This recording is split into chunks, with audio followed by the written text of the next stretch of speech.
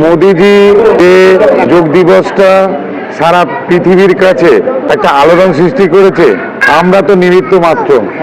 আমরা এই খুদে খুদে সবাইকে নিয়ে যে যোগ দিবসটা শুরু করার চেষ্টা করেছি এবং পালন করারও চেষ্টা করছি, এটা বিশ্বের কাছে একটা তো বার্তা হয়েই গেছে যে যোগ দিবস একটা আলোড়ন সৃষ্টিকারী দিবস, যে দিবসে মানুষ তার নিজের শারীরিক বা মানসিক একটা শান্তি আনার জন্য যে দিনটা বেছে নিয়েছেন মোদিজির হাত ধরে।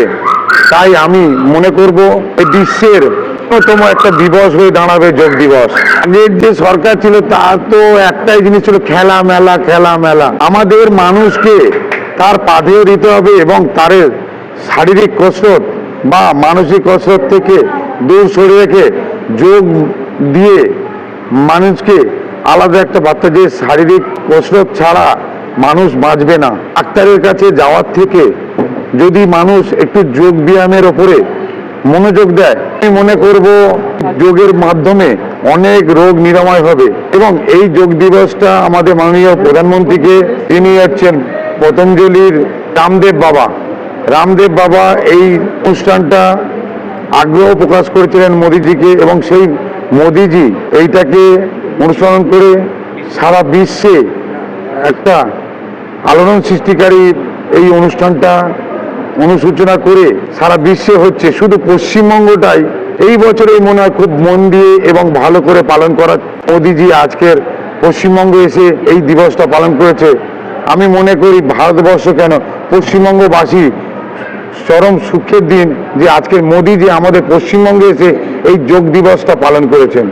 তাই আমি সবাইকে বলি, যোগের মাধ্যমে মানুষকে সবাইকে এক বার্তা দেওয়ার চেষ্টা করি। আসুন, যোগ শুধু একটা কোনো অনুষ্ঠান বা হ্যান নয়, যোগ হচ্ছে মানুষের শারীরিক কসরত, যে কসরতের মাধ্যমে মানুষকে তার শারীরিক এবং মানসিক বিকাশ ঘটাবে। এই যোগ দিবসটাকে সবাই একসঙ্গে পালন করি। আসুন, এই 2 নম্বর মণ্ডলের সমগ্র বাসী এবং দাদা ভাই বোন এবং খুদে খুদে শিশুদের সঙ্গে আমিও খুব আনন্দের সঙ্গে পালন করলাম।